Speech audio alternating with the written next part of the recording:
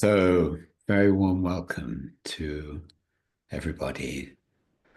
Good to see a few familiar faces and lovely to see some unfamiliar faces as well. Thank you for joining us. So, my goodness, we are in extraordinary times.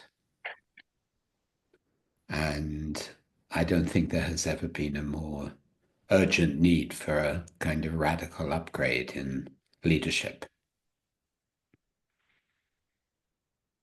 As a client of mine said this morning, it's like we've given the keys away. He meant something else. And I said, actually, we've given the keys away to our cognitive mind, to our doing part, to logos, to yang, to all the different ways that every culture has framed this extraordinary duality within which we live. And it's really urgently time for a new integration. And I want to talk through different levels of what that looks like, and then guide a meditation about integration. And then love to take some questions, hear your voices. So I'm going to start with, in a way, the most pragmatic level to do with leadership, and then drop a level below that, and then a level below that, and so on. That's my plan. And I want to start with, some of you will have read my book probably, but I want to talk through just a basic way of thinking about doing and being, which looks like this. So this is, I find for most of the leaders I work with, a very good first way to engage the fact that we have these two fundamentally different parts of us, really fundamentally different. And it starts with the extraordinary fact that we have two brain hemispheres. And as many of you will know, these two brain hemispheres, right brain and left brain, literally live in different realities. And there's much extraordinary research about that. And of course, the great master of that whole territory is Ian McGilchrist, who many of you will know as well. And his first book, which caused such a stir, called The Master and His Emissary, in a way sets the whole landscape of what's gone wrong, I think, in our whole way of being or not being. I'll come back to that. So doing and being, these two fundamental parts of us, and what we can call high performance leadership is an integration of the two. So we start with the fact that the doing part of us is much more left brain oriented, and the being part of us is much more right brain oriented. And there is a huge volume of work about the difference between the two hemispheres. So I'm not going to summarize it now, but rather look at what this means, even on a behavioral level for leaders. So the doing side of us is very proactive. It's always about the next task, the next action, the next solution that as a leader I need to be moving forward with, which of course is super important. But the being side of us is very different. It's a whole movement in us to be receptive. And it's a very different kind of thinking, even, because the proactive side really thinks, really wants to find the right thing to do, really analyzes everything, as we'll see in a moment. The receptive side of us knows that sometimes higher levels of thinking arise in a different way. Insights and solutions come to us. We even say in English, the idea came to me. And as a great American poet, philosopher, Wallace Stevens once said, sometimes the truth depends upon a walk around the lake. I love that expression. Sometimes the truth depends upon a walk around the lake. And it's an essential part of being a high performance leader in my experience and in my observation of high performance leaders, that they all have a very dedicated practice and space in their calendar for whatever ways they have of opening that more receptive part of us. And that's very individual. For many people, it's some kind of exercise. It really doesn't matter what it is, as long as it's an exercise that you engage with in a really embodied way. Because the very act of moving often and so on just opens up a different kind of thinking. And many people say they get their best ideas when they are exercising. It can be a meditation practice, of course. It can be a writing, a journaling practice. It can be listening to certain kinds of music that you know alter your frequency, because we're also talking about brainwave frequency here. It can be places that you go to, and somehow either natural spaces, sacred spaces, any kind of space that you go to and you know that it activates something in you. So we're looking at these two very complementary aspects, the proactive and the receptive, and how they could be balanced together. In the next polarity, we have two entirely different ways of getting information. We have the rational, which we're very familiar with, and we have the intuitive, which often we're less familiar with, and definitely in our culture is not given the same value as the rational, because the rational is considered the sovereign faculty, and everything has to be understood rationally. But as many of you will know, the intuitive function is a very extraordinary way of knowing and of getting whole swathes of information, sometimes very quickly, and certainly very directly. And you'll know Einstein's famous quote where he said that the rational mind is a faithful servant and the intuitive mind is a sacred gift. And we have created a society that honors the servant and has forgotten the gift. That's an extraordinary statement. And I think we can say for sure that that is far, far more true than when he originally perceived that. Our whole education pushes us into the rational, even on a very literal level where play and creativity are going lower and lower down the curriculum. So our intuitive mind is a way of accessing huge amounts of information in a completely different way to the rational. It's different, and ultimately we need both. And there was a survey a while back in which 100 CEOs were asked how they make their most important decisions. And over 90% of them said we analyze all the data very carefully, and then we go on our gut instinct, which is a perfect kind of integration of the two. And you notice the language, our gut instinct, that's rooted in the body. Actually, our intuition, our direct knowing of the world is to a large degree anchored in our body, and why it's so important to restore deeper and deeper level of embodiment in the way we live.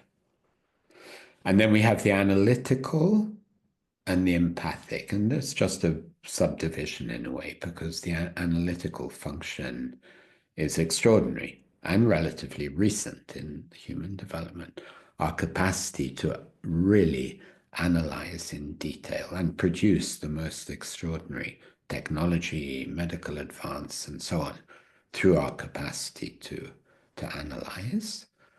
And it's different from the empathic. If you want to go into a meeting and know what's happening energetically in the meeting, your rational function and your analytical function are of no use whatsoever. Your empathic sensing is what will tell you what's happening in a meeting.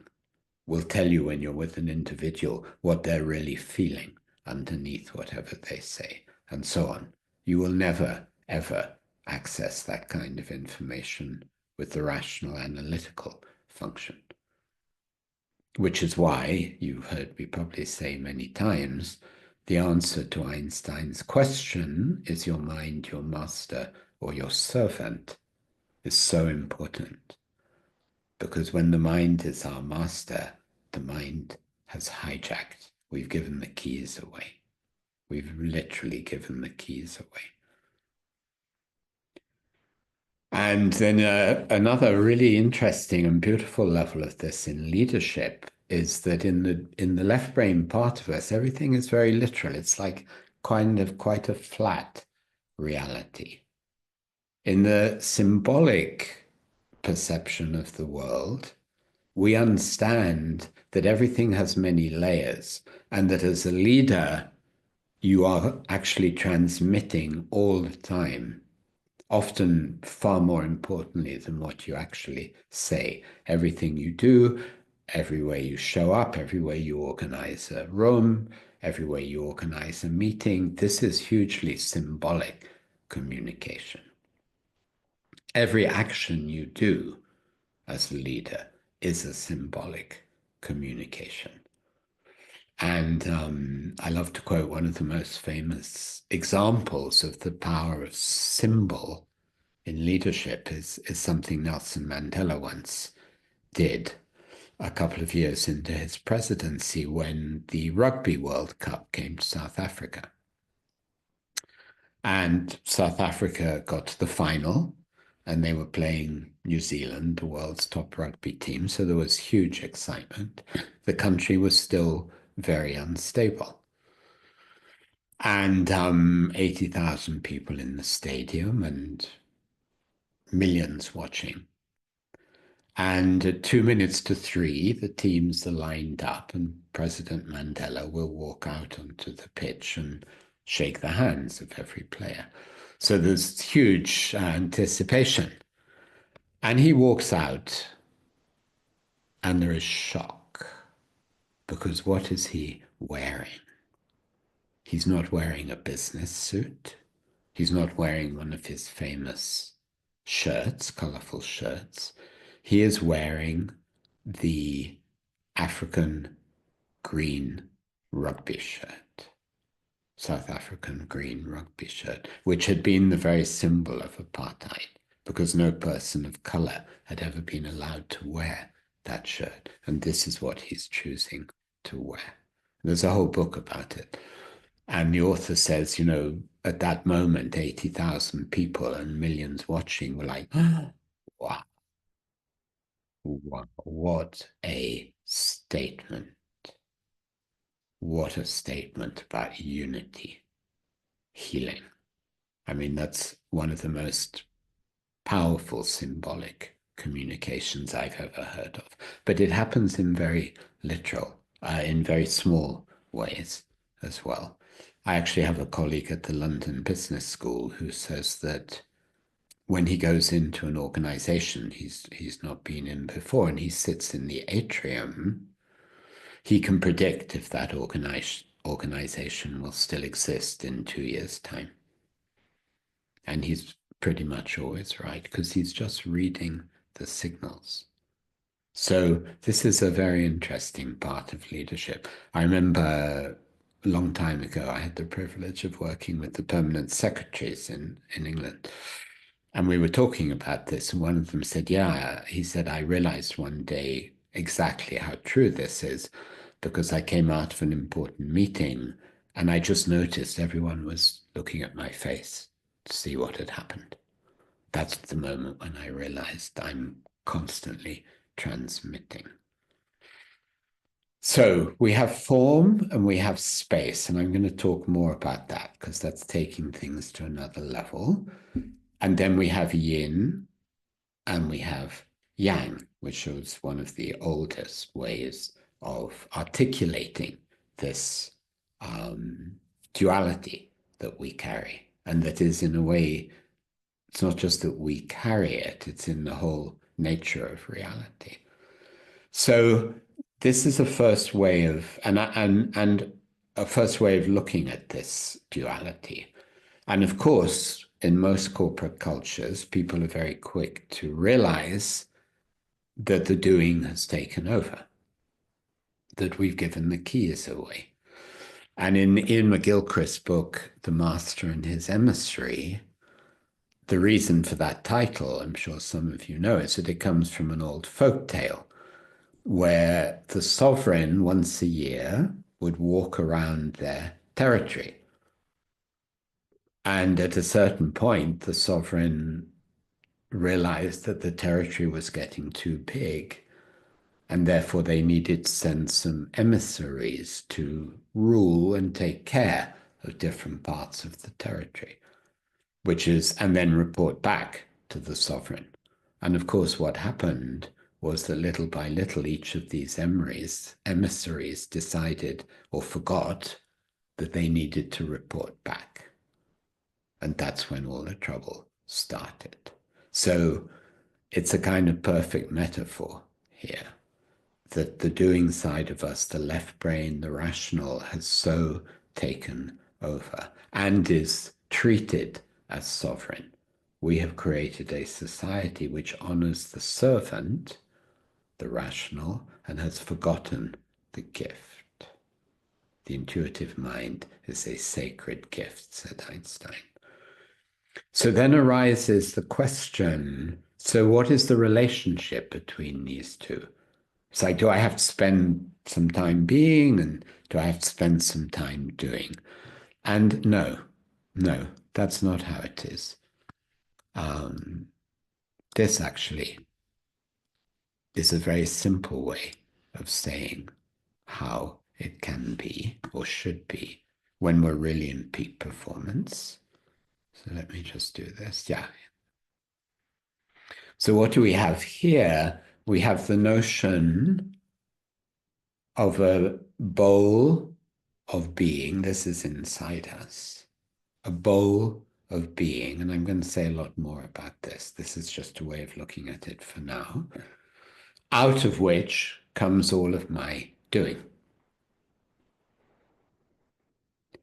And this needs to become, in my view, absolutely anchored inside us as a fundamental mode of operating, so that I'm deeper and deeper in contact with a sense of inner being, and my doing will be then attuned to what is needed. It may be very fast, it may be slow, it may be very soft, it may be very fierce, because it will be attuned to what's going on outside. When I lose contact with the being and I'm just in the left brain function, I'm not very connected. I'm not feeling what's going on around me. So my actions will be more or less, and often less, really attuned to what is going on. At worst, we become headless chickens, just doing. And that's pretty common, actually. And it doesn't feel good. It gets extremely stressful because then I'll tend to try and do more and more doing as if that actually is the answer. But it's not. It just tends to make things worse. So if we take this as a kind of underlying um, map, let's say, of what is high performance, what is an integration of doing and being, then I will come back to this and deepen it as well. One of the things you often hear, for instance, about great sports coaches or indeed great leaders, a great sports coach, you will always hear that in the locker room, they speak to every player differently. It's not like I'm in this mood, so I'm going to speak to everyone the same. No, no, no. It's that I tune into you naturally because I have this sense of being inside, which is ultimately a sense of space inside. And we'll deepen that a little bit later. So this is a kind of first run at this notion of an integration of this incredible polarity. And this already will take us a long, long way if we really experience what that means.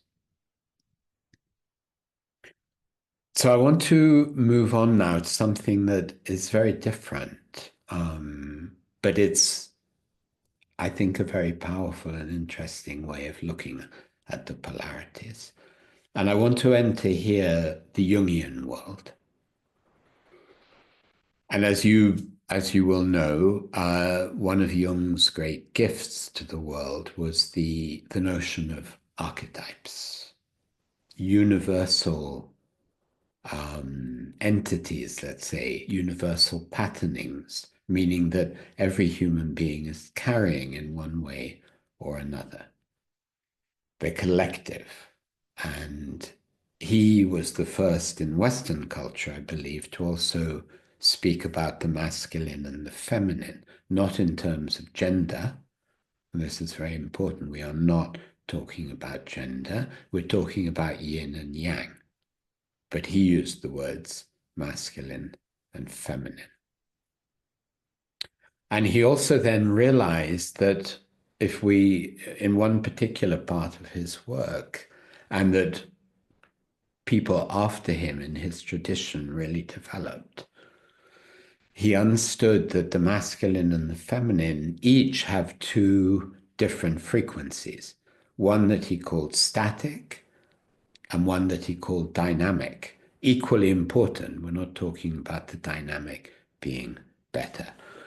And so this is something that in the past I've used enormously in work and even spent 2 or 3 days with a team working from this model. So I'm going to show it to you now and I'm going to talk you through it. Looks like this.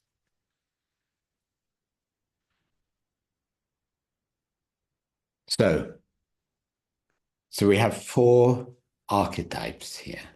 We have the shaman, we have the nurturer, we have the warrior, and we have the sovereign. We have the dynamic feminine shaman, we have the static feminine nurturer, we have the dynamic masculine warrior, and we have the static masculine sovereign. And we all have our favorites. So one of the ways of using this is also as an introspection. Which is most people have a favorite one of these, like your kind of default way of operating. You may have 1 or 2 others that have come fairly easily to you. Most people have one of these that's like your least favorite. You'll just notice you don't do that very much. You don't operate very much like that. If you look at any high-performing team, all of these have to be represented. No project is likely to go successfully from first idea to full manifestation without passing through and employing all of these four archetypes. So I'm going to talk about each one, then I'm going to talk about what happens when we underplay each one or when we overplay each one.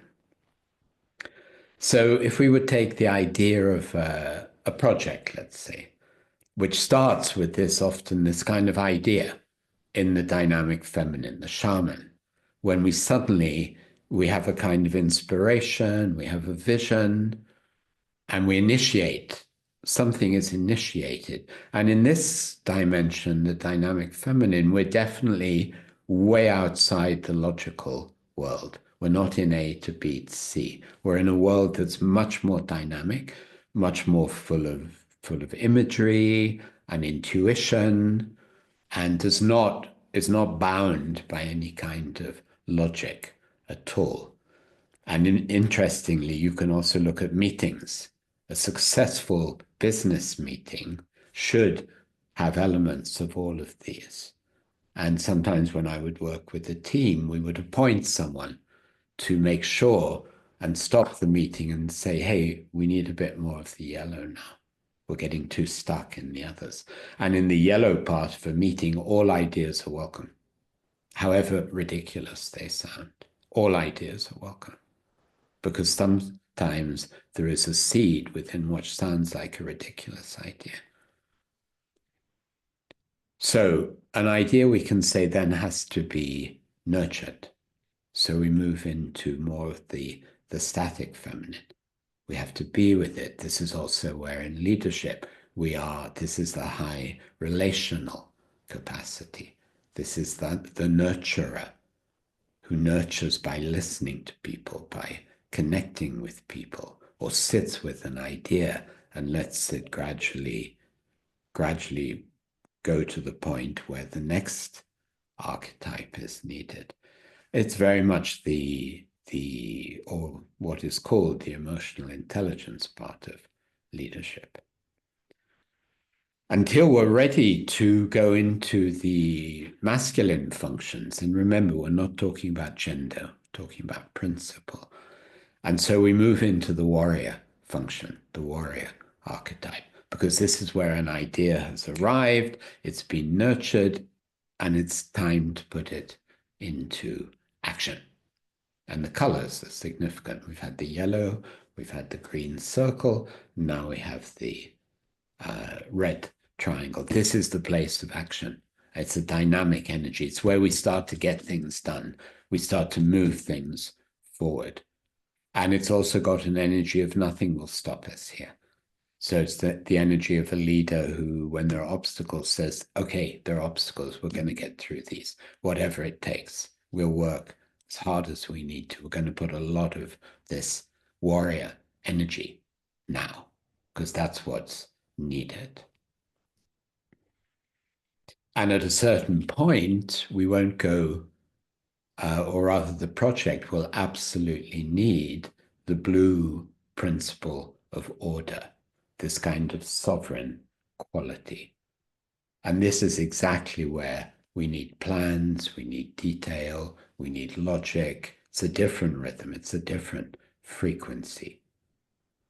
We don't go fast here. No, we're actually structuring, we're using structure. This is also an inner quality in leadership where people feel they feel that you have a kind of calm inside. They feel you're someone they can trust and lean on, particularly now as things get more and more chaotic. So it's a kind of inner groundedness and credibility. This is also part of the blue, the static masculine. You can even think about music. Like each one of these would have a typical kind of music. A lot of jazz would be in the dynamic feminine. You think of someone like John Coltrane in a solo, and he's literally going off the map. Of course, what's interesting, and this points to the integration, is that however wild he was getting, he knew exactly where the structure was. That's a very high level of function. He could come back to the structure at any moment he chose. So the dynamic feminine and the static masculine were completely integrated. So this is an interesting question for all of us. Which is our favorite here, and which is our least favorite? And if we just look at one more thing, we look at some of the characteristics which I've already spoken about of the archetypes. So we see the medicine woman. Sometimes we used to call it the medicine woman, the shaman. Has the creative, the imagination, innovates, optimistic, visionary, provokes, experiments, sows seeds.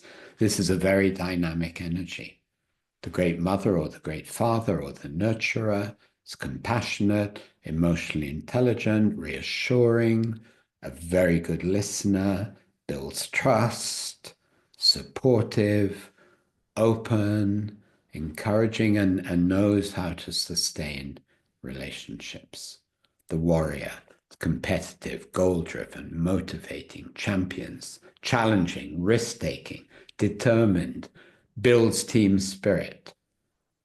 And then the sovereign, the good king or the good queen, rational, strategic, authoritative, attentive to detail, analytic, clear, objective, and sets direction. So these all have very different frequency, very different energy. And another application, of course, of this is when you're trying to make relationship with someone. Where are they in this model? Because everyone has their favorite. So, let's say you're a shaman primarily, and you're trying to communicate to someone who is a sovereign. You're not going to get very far by saying, well, I had a dream last night and I got this idea. I know it's going to work. And the sovereign is like, oh my goodness. Okay, can we have a little bit more calm grounding here? Similarly, if you're a warrior, if you're more of the nurturer, the great mother, the great father, you may not get very far initially with the warrior by saying, tell me how you're feeling. You have to match the energy. You have to match the energy, just like the sports coach who speaks to each person differently, the leader who knows how to make the connection with someone. So then there's an interesting part of this. What happens when we don't use our least favorite one? What happens when we don't use our least favorite one? This looks like this. So you don't like being the shaman. It's difficult for you. So you tend to be unimaginative, a bit blinkered, a bit narrow-minded, possibly a bit dull and rigid, and so on. And you really like to play safe. You don't like going outside your known territory. If you are not at ease with the nurturer archetype, you'll be insensitive, you'll be unsupportive, you'll be distant, and you will definitely lack empathy. And you'll be a leader who people will say about you, they find you cold, they find you a bit distant. If you are lacking and don't feel comfortable in the warrior archetype, look at it. You'll be submissive, you'll be underconfident, a bit inhibited, indecisive, you procrastinate, and you'll generally kind of keep your head down. And you'll come over as possibly weak. And if you are lacking the sovereign energy, the static masculine, you'll be lacking authority. People will find you unstructured, not logical, flaky, and you don't have an overview. So this is the cost to us if we have one of these archetypes as a leader that we just don't really use because it's a whole other discussion about how or why that might have happened. And then we come to what happens, and this is always kind of juicy part in a way, what happens when we overplay, when we overdo our favorite, which we will do by definition because we enjoy it. So this is what happens when we overplay the shaman because we love it. We're high on creativity. We're actually addicted to change. We like things to constantly change. We have a new idea every day. And people are like, that's not easy to be around because anyway, it's ungrounded.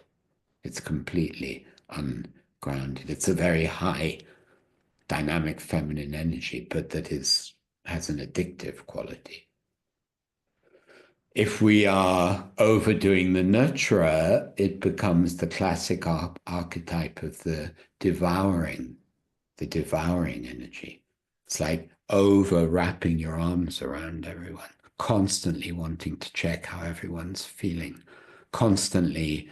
It's like the archetype of the Jewish mother or the Italian mother who is literally like strangling their children, particularly their sons, with overcare. It looks like nurture, but actually it has a devouring quality. And if you are overdoing the warrior, there's a real danger that you are high on the action. You're absolutely high as a kite on the action, but you become a tyrant. You become a tyrant, you become a mercenary, you lose all bigger picture. You're just into the energy of acting and getting things done. And if you overdo the sovereign too much and there's too much order, you see people who are kind of bitter and tired, constantly trying to put structure when it's not needed, constantly trying to be logical when actually what's needed is much more of a flow. So this is another level of looking at these polarities. So we were in the world of the doing and the being. Now we've been in the world of the Jungian archetypes. And now I want to dive a little deeper in a way into, so what are these two polarities? And I want to go into a different kind of conversation in a way. Oh, by the way, with the archetypes, what's very important to understand is that once we know where our blind spots are, we can really work on them. And we may never have an equal facility with all four of them, but we can most definitely intentionally practice working with the one that may be our weak point. And we also need to get feedback because we need people to tell us when we're overdoing things because we won't know. We'll be enjoying ourselves. Whichever of the archetypes we're doing too much of, sometimes we'll only know by people telling us. So another very important reason to listen to feedback with humility, because people will know people we trust and work with. So I want to take it to another level now, and I want to once again bring in an image that is in many of the wisdom traditions, which is about the fact that if you open a book, you see all the black letters, and there is a white page. So if you remember the first map, this is about form and space, and how radically different they are, and how easy it is to get caught up only in the black letters, especially when we're hijacked by that doing part of us, by the rational part, by the thinking part where that's our dominant faculty. So we're just interested in the black letters because actually we lose a perception of the white page. And if we go back to that notion of the bowl of being and the arrow of doing, and we take it to a deeper level, we can say that at the deeper level of the bowl of being is the white page. Which is why when we practice mindfulness, even the most basic form of mindfulness, usually the first thing that starts to happen is that we have a bit more sense of space inside. And this is neurologically measurable as well. Our brainwave frequency changes. And what is the fundamental action of mindfulness? It's that we pay attention, which is totally different from thinking. We start to pay attention. And the very act of paying attention breaks the domination of thinking, because there's nothing to think about when you pay attention. There is simply to notice, and indeed to notice what's happening in your mind. You can notice what's happening, what kinds of thoughts are going through your mind. But the first port of call, the first entry point into the white page is this sense of spaciousness, which we'll work with in a minute when we do a meditation. But then it goes deeper. It goes deeper and deeper and deeper. It actually has no end of depth, the white page. Because once we touch the first sense of spaciousness, beyond that we start to enter the dimension of timelessness. And we start to notice something that is a very, very big space, let's say, and that is increasingly outside of time and space. And interestingly, it's always fascinated me that sports people or athletes, when they're really in their peak performance, they know this, they experience this. They just don't really have a context for it, but they will talk about it all the time. If you hear a top soccer player describe, or a tennis player or whatever, describe how you feel or what's your experience when you are in the zone, as the language of sport calls it. And they will always say two things. Always, they will say two things. One, I felt I had all the time in the world. That's interesting, because on this instrument, they had a second at most. But no, I felt I had all the time in the world. And the second thing is, I knew everything that was happening around me. So this is a huge insight into our higher possibilities of consciousness, which we live mostly very far away from. But actually, with devoted inner practice, and last time I talked about awakening and healing, these can become more and more our base camp rather than exceptional experiences. But in that, I have all the time in the world, so they are accessing eternal time, which has nothing to do with this. And I would go so far as to say that when people say, I don't have enough time in the day, I can't get everything done, it's exactly because they're only in the black letters. It's exactly because they are only in doing function. It's exactly because they're not in the brainwave frequency, which is called alpha wave, in which right and left hemisphere come into more congruence, in which the rational and the intuitive come into more congruence, in which I can actually be fully in the black letters and the white page at the same time. Now, in leadership, that means I'm then playing on a very, very big playing ground. much, much bigger than if I'm just thinking. Much, much bigger.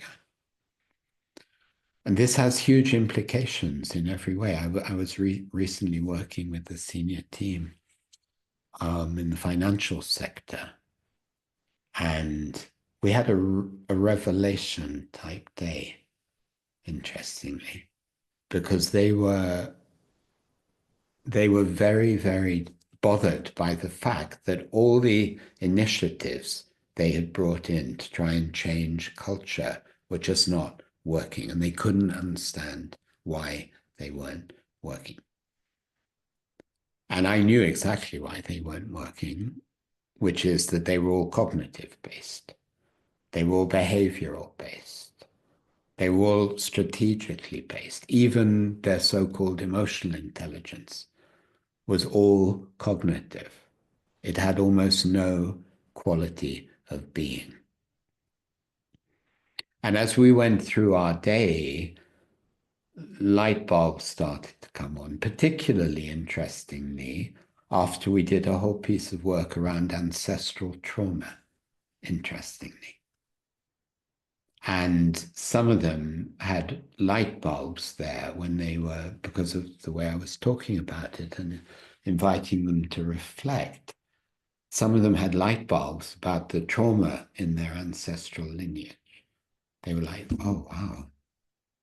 And from there, it kind of softened the whole field.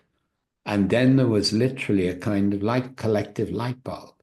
So this is why these initiatives are not working, because we're not addressing the interior of people.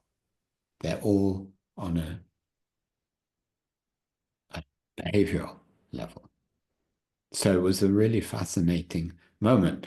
And as I often say now, there is no business case for not taking this seriously. There is no business case for saying we do better if we're just stuck in doing. It's simply not true. In fact, things get worse when we're just stuck in doing. But this notion of the white page and the black letters has a huge, huge implication for us as well, for each of us. How do we learn to be attending to both those dimensions at the same time? How do we learn to embody that beautiful invocation Rumi made when he said, live in the nowhere that you come from, even though you have an address here? Really, what does that mean? What does that mean to be fully engaged here, fully embodied, but at the same time tuned in a bit or a lot to the white page, that all of those dimensions of reality become open to us? That's high performance leadership, in my view. Because I'll be able to deal with all the details, but I will also have this space inside where new ideas come. A team can learn to sit together in a higher and higher frequency where the white page opens more and more. And then the most extraordinary downloads happen of new ideas, and new ideas, not just a rearrangement of the ideas we already have. And if we take the notion of the masculine and the feminine to another level, and we even would talk about something like, so what's the divine feminine? What's the divine masculine?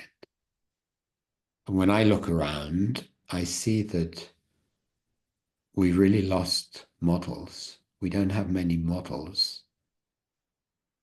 of either of those. And we certainly don't have models of the integration. And we know this, and we know how important it is to bring back not just literally women's leadership, but feminine, the divine feminine principle, because we have very little sense of it, and our culture has very little interest in it. And equally, we have no real role models of the positive masculine, the divine masculine. We just don't. We don't. We have mostly very negative images of the models of the masculine, the destructive. We don't have many images of the sacred warrior tradition, because the sacred warrior tradition is a very profound tradition in which the warrior is in pure service.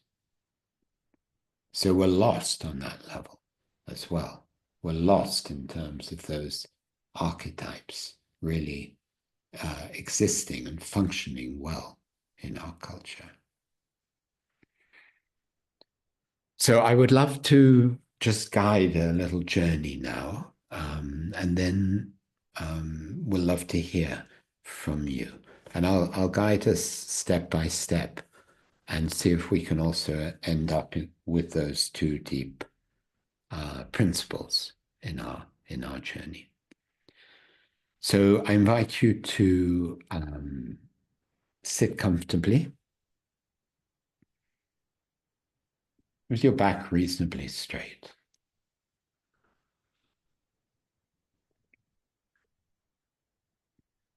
And to immediately engage the act of paying attention. And the easiest way to do that always is to start paying attention to your breathing, which simply means to notice, to notice all the sensations that arise as you breathe in and as you breathe out. The movements in your body, and within the movements, just the sensations which are constantly changing. No two breaths can possibly be the same. So we can also have an attitude of curiosity, like discovery, as if we're noticing for the first time all the subtlety of this anyway completely extraordinary process. Completely extraordinary process of breathing.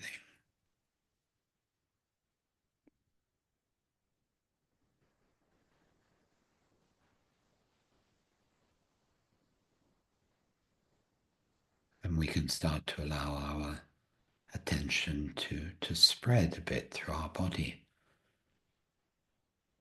and start to notice whatever is arising as sensation anywhere in the body, even as we keep our breathing at the center of our attention.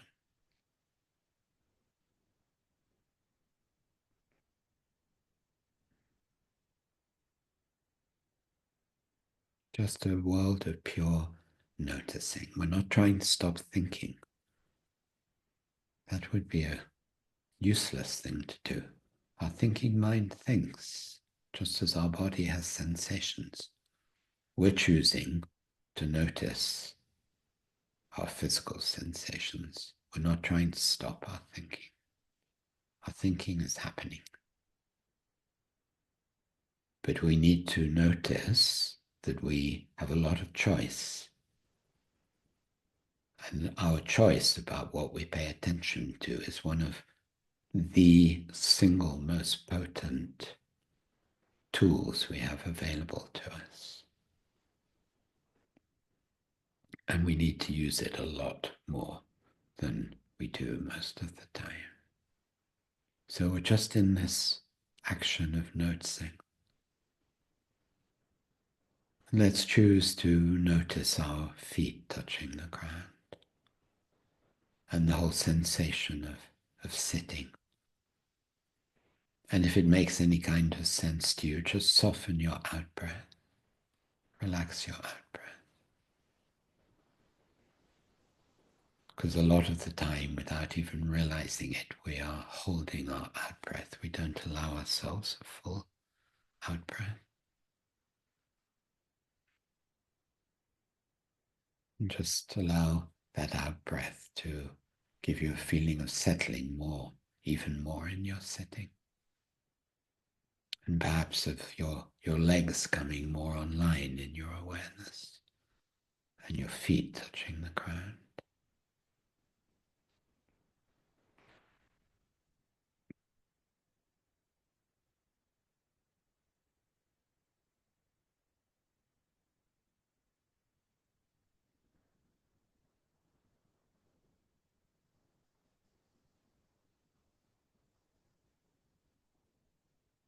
And then we can include our upper body, our spine, our head, our neck.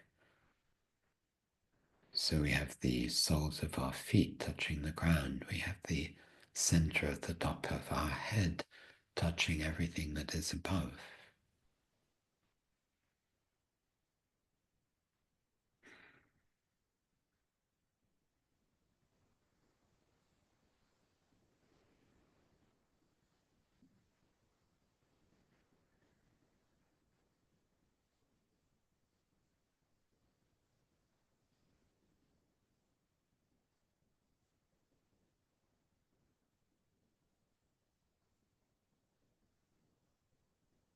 And here are we as these extraordinary creatures that are both connected to the earth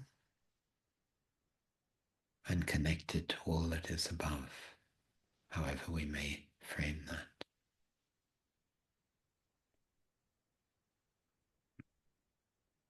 And as we pay attention in this way, we notice that very naturally there can be a kind of settling inside. The sense of being naturally increases. And then we can notice that with that comes this sense of space.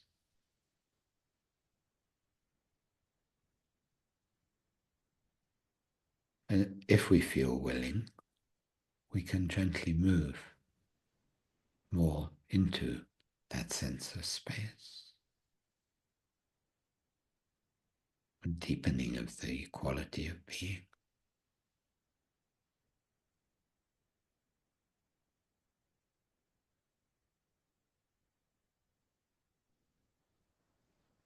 And we can start to notice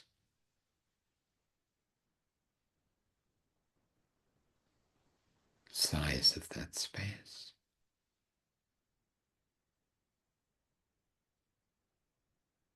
and the stillness that exists deep within that space.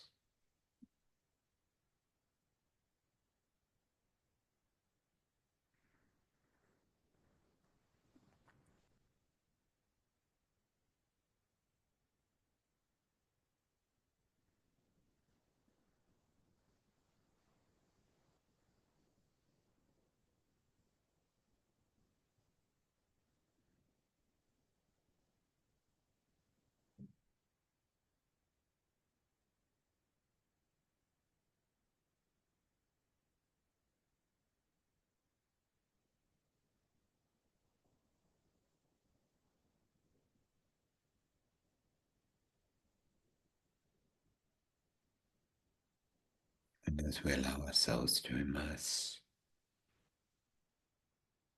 ever more into that space and that stillness, let's see if we can call in what we might call the two ultimate archetypes. So let's begin by calling in whatever way makes any kind of sense for you. Let's call in the Divine Mother, the Divine Feminine, the ultimate sense of softness and belonging,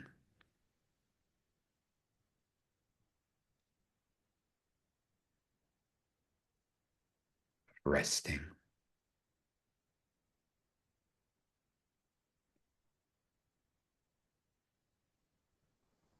of feeling held.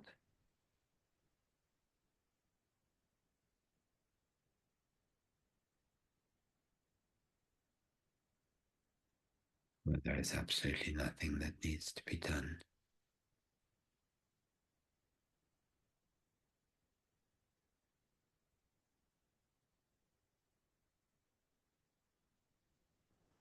Providing to everything.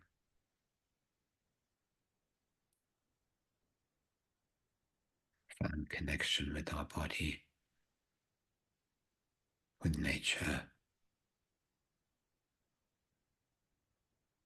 with the wind.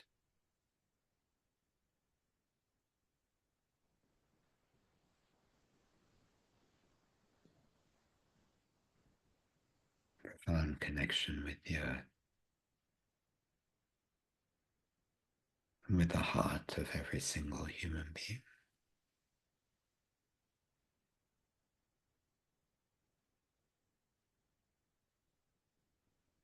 Completely held.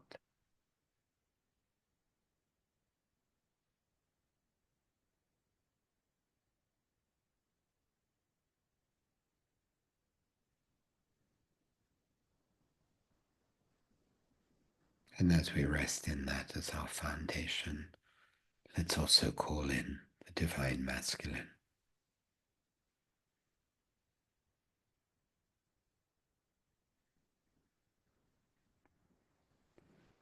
as this service of agency, of action,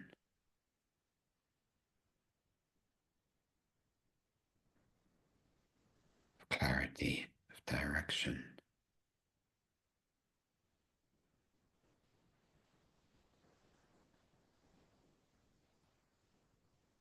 of force, and of power used in absolute service,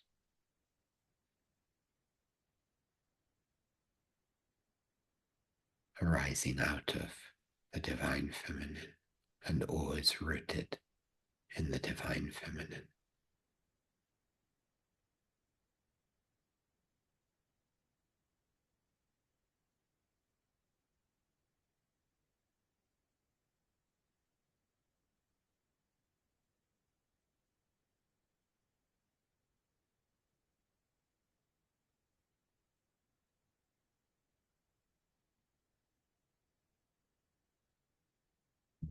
They sit perfectly within us.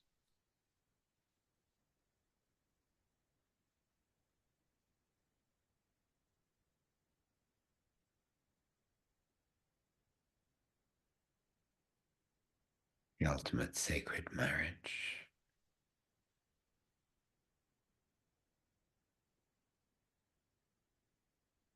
Just notice how the frequency feels also in your physical body, your subtle body, your etheric body.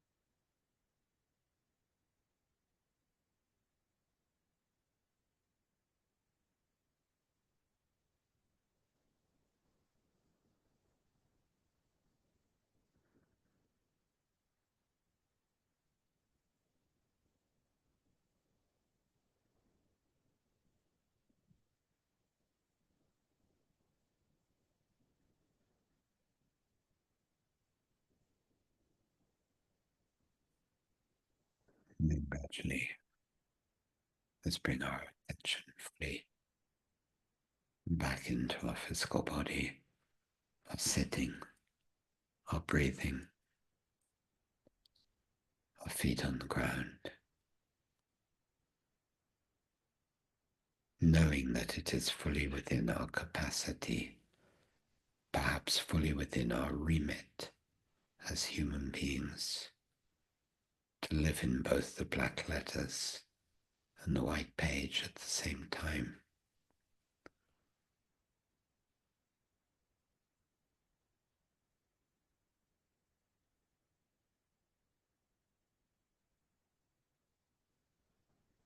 And that there is no split between the so-called spiritual world and material world.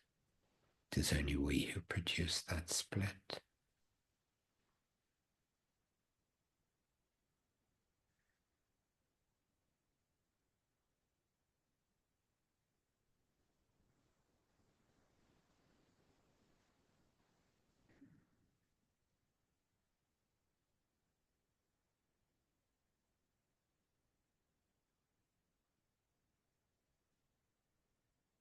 When you're ready, let's gently open our eyes.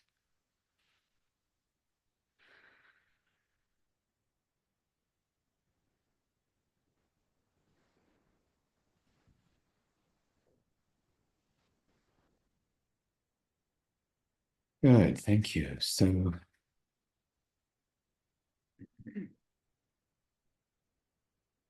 love to hear any reflections or questions or statements from you. So please can raise your hand. Yeah, electronically. Um, let's hear from Elizabeth. Thank you, Elizabeth. Just unmute yourself. Yeah. So thank you. I don't know the logic for this, but what's come up is where so masculine, feminine, and divine. But when we were meditating, what came up is where's the child? And then I wrote lightness, wonder, play, joyfulness. Mm. And then I felt actually it's very significant. It's very heavy. There's a power dynamic. It's very, and I've gone, breathe. And I'm curious as to why, or, well, no, I don't need to know why. That's just what's coming up, I guess. That's what I'm noticing. And so I guess there is a why. So there's a curiosity as to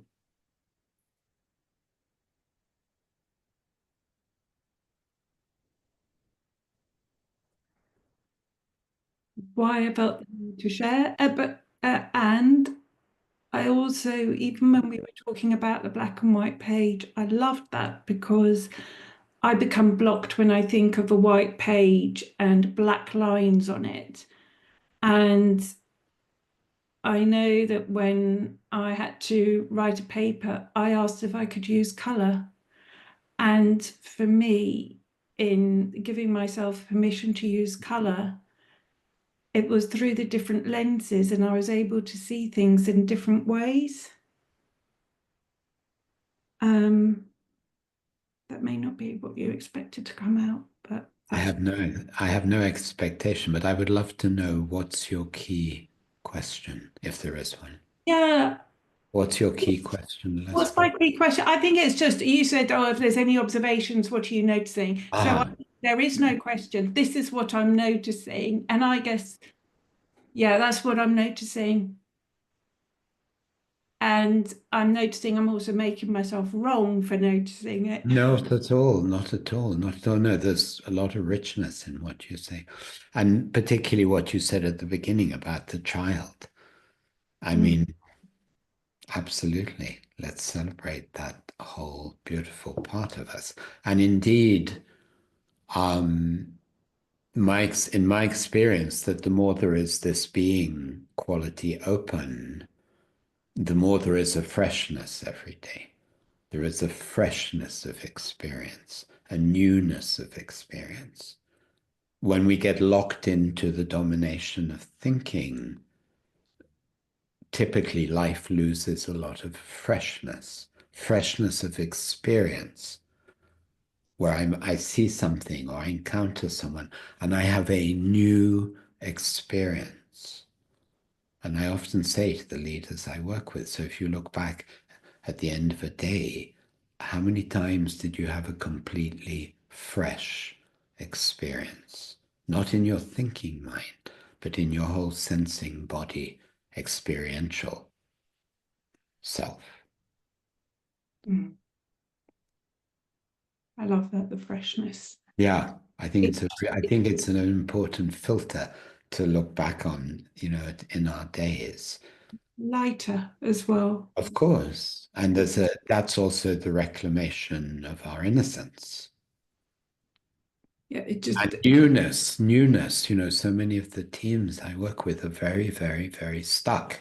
mm, And often stuck because we're trying to use the same tools that we know. And those tools are based on often living in an abstract world, because when we live primarily in thinking, we're living in an abstract world. We're not Mm. living in an experiential world. And in the abstract world, things don't really work very well often, like initiatives that keep not quite hitting the mark because they're not based on human connection. Mm. Well, human connection as well. So what's something completely new has opened up, and when you use the word freshness, all of a sudden there was Right. a different door, Very and good. the lightness, and that speaks to the wonder as Yeah, well, when I said about exactly. wonder. Exactly. Exactly. Absolutely. Yeah. Thank you. Thank you. And it was a little distinction I read recently in Ian McGilchrist's writing when he talked about the difference between curiosity and pure wonder.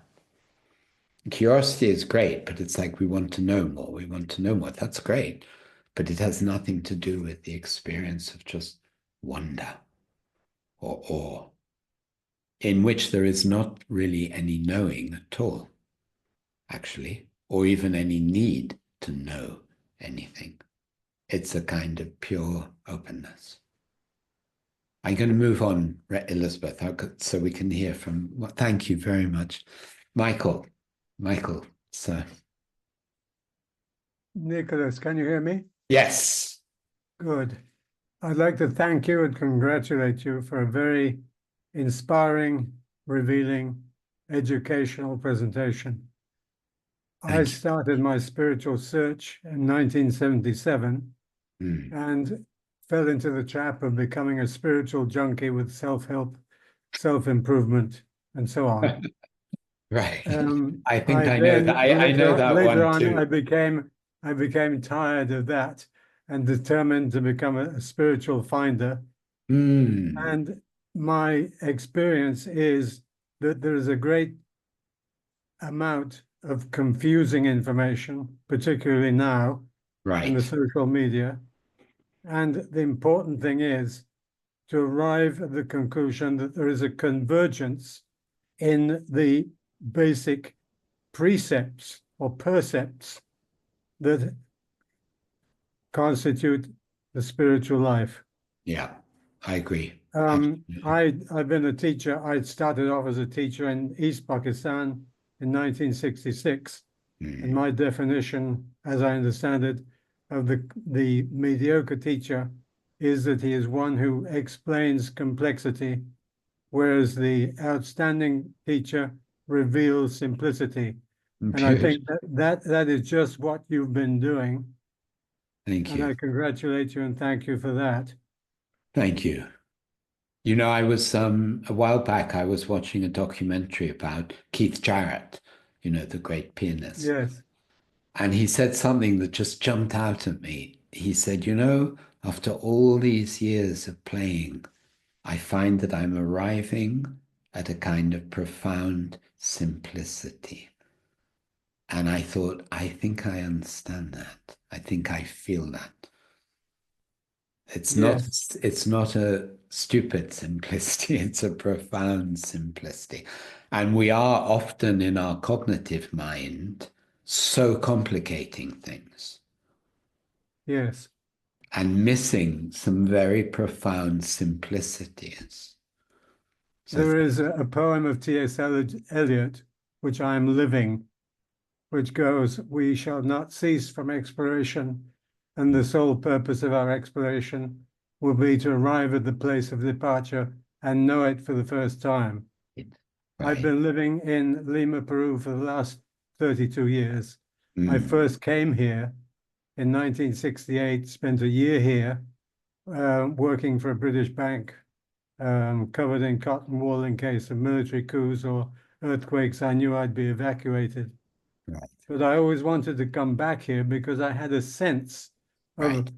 solidarity, of people being genuine, of knowing how to survive with little. I Mm, find that people who have less are much more generous than people who have everything. yeah. And I came back here and I married Approving in 1970.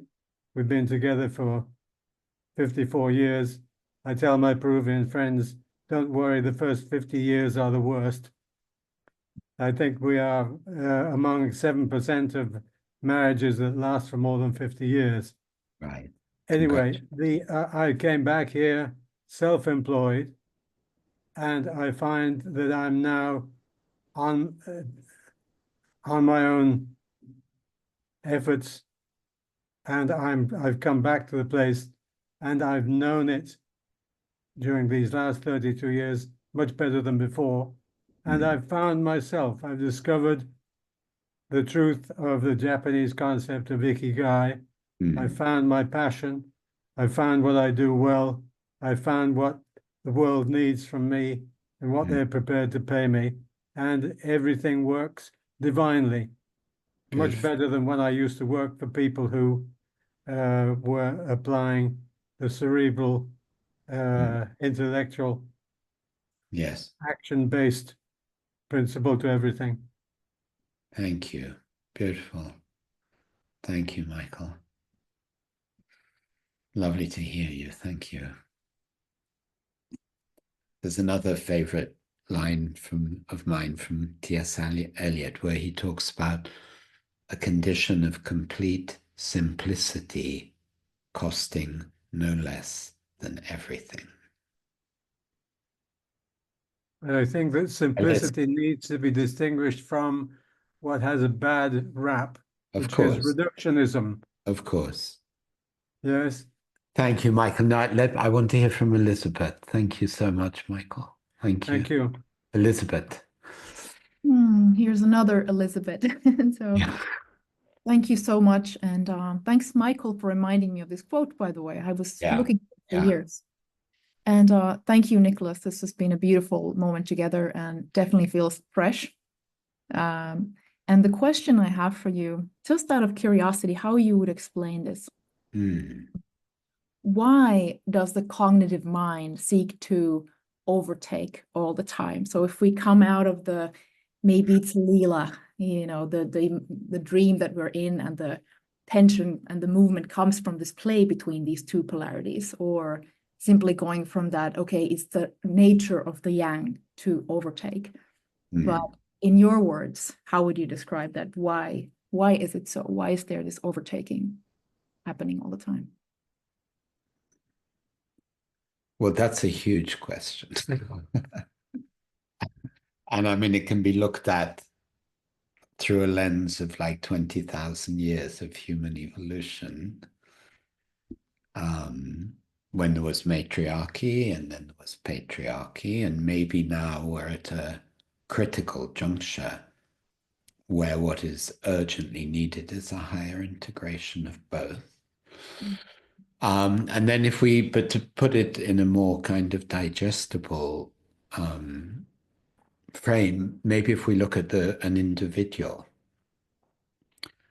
you know, we're born into, most of us, into families where already that core level of being is already in some way shaken. And we learn to fit in with a family ecosystem that is already not rooted in that core kind of inner self, well-being, belonging. And we have to fit in. We have to fit in. And then come experiences where we're not met, emotional experiences where we don't feel met, we don't feel held. So we have to do that. And then we're taught at school that thinking is so important. And then we begin to realize that overthinking is the perfect way of not feeling. And we need to not judge that. We need to respect and see that, not make that wrong. But I mean, I'm being very simple now, in a way, hopefully not simplistic. But so by the time we're in adulthood, thinking has not only been educated into us as the sovereign function, but it serves to keep us away from feeling, which is why I speak so often about the path of awakening and healing having to go together. Because until we address those parts of us that we had to close down because we were not safely held to feel, our awakening will be very limited and may take us up and out of being here, rather than actually being here fully embodied and open-hearted. So that's the beginning of an answer to your huge question. That would be a beginning of a very long conversation. Yeah, So yeah. thank you so much for opening. Yeah, That's thank goal you. for me there. So thank you so much, Nicholas. Thanks. Lisa. Thank you, first of all, for your wisdom and your beautiful transmission. I felt the words sacred warrior tradition, somehow that my body resonated strongly to those words. And I was wondering to learn a bit more about that, or where can I read more about it, because it's new to me. And I just noticed that I resonated strongly to it. So Thank you. I agree. It's a very powerful archetype. And because we have so much more negative warrior behavior in the world, I think it's one that really needs to be revived. Honestly, it might sound simple, but I suggest you Google Sacred Warrior. There are particular books about it. And in all the great martial arts traditions, at the core is the notion of the sacred warrior. Most of them are not about fighting and killing. They're about something much, much deeper than that. So I love that it touched you. And I so agree with you about the importance of it, because we need warrior energy. It's not enough just to be in pure kind of belonging and connection. We need agency. Yeah. But that agency, to go back to that very first model I put up, the doing has to be anchored in the being. Always, always, and becomes dangerous when it's not. And I have to look at that all the time in myself, when that side of me can become not abusive, but too dominant or not connected anymore. And we have to take feedback. We have to listen when people say, just a minute. Sacred warrior, thank you for... Yeah, so sacred warrior, to me, it feels like the divine feminine and divine masculine are integral. Exactly. That's beautiful. Thank you very much. Jeanette, and then Mark. Thank you. You and Thank Deborah. you. Okay, let's try and keep it brief now, because we're coming to the end. It'd be lovely just to hear some short, sharp wisdom. Yes. Thank you, Nicholas. As always, a great session. The one thing that keeps popping up for me is cultivating trust. So I'm wondering if you have a little bit more to say about cultivating trust when you're working with teams like that are going into this real change of how they think and engage and be. That was just a thought too. I think the core of cultivating trust is that creating a safe enough environment that people can be vulnerable. And that comes partly from the transmission of who is holding the space. And when there is a readiness, and usually the moment one person steps across that line, it gives permission and legitimacy for everyone. Yeah. I mean, that's a quick answer to... Yeah, which is really back to the leader cultivating this in themselves before they can in their teams. Yeah. What's my transmission as a leader? Am I safe with my own emotions? And therefore I'm safe with yours. Yeah. Thank you. Thank you. Sandro and then Deborah. Sandro, hi. Just unmute yourself. Sandro, you need to unmute yourself or we don't hear you. No. Yeah, there we go. Hello from Switzerland. Hi. So in Tibet Buddhism, there is a word that actually there's no expression for meditation. Mm. I have another word, it means gom. And gom means, if you translate that, means get used of and or remember of that space-like mind. Mm. And it's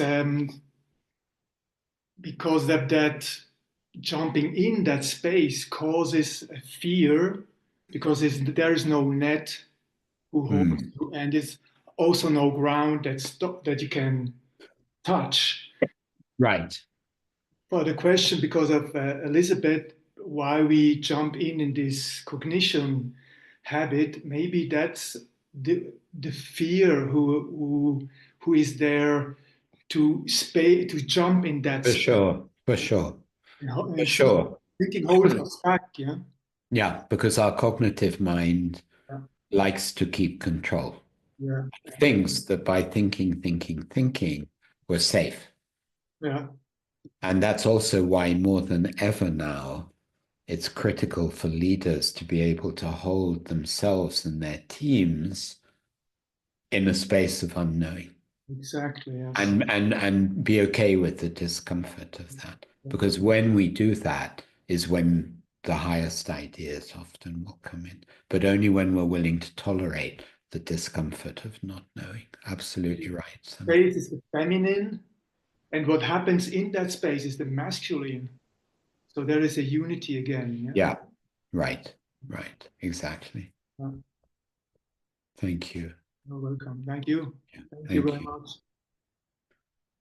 Deborah, do you want to speak? Deborah Ward, you had your hand up. Or you put it down. That must have been a divine intervention. Ah. But yeah, no, I'll go. I'll be very brief. I'll take this opportunity. Thank you. And the synchronicity of the work that you've done today gave me goosebumps because I've had on my wrist my only tattoo talking about these embodiments, these archetypes, and it's always a reminder. Wow. Like the names that I have for them are a little bit different, but you know, it's the lover, which is the nurturer, the warrior is there, back to center, flexibility is where probably the shaman. And yes. I find in everything that I do, I can always go back to that. Whether I'm in balance, imbalance, right. When I'm and I'm certainly, you know, I definitely need to warrior up many times, getting into action. And so it was a beautiful reminder. And I just thought, isn't that strange how, and these are ancient symbols. And this is, yes. I wrote about it in the chat, the work of Angeles Arian, who is a mentor to me. She unfortunately passed away, but she brings this beautiful wisdom, as you do. We all have it. We've just forgotten. Of course. The path to stillness is slow, but we need to take that step. But we have this beautiful intelligence, and I'm grateful for communities such as yours, Thomas Hubble, Amy Elizabeth Fox also, who are just fantastic. I think this work is so important, and may we be a bearer of light in our own work, in our own healing, you know. And so just thank you. Thank you. Thank you. Lovely to hear you, Deborah. Thank you. And thank you to everyone. And if we just finish with just one little moment of quiet.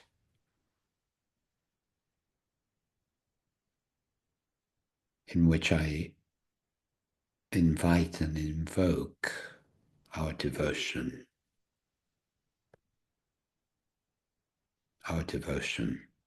to being servants at this time of such confusion.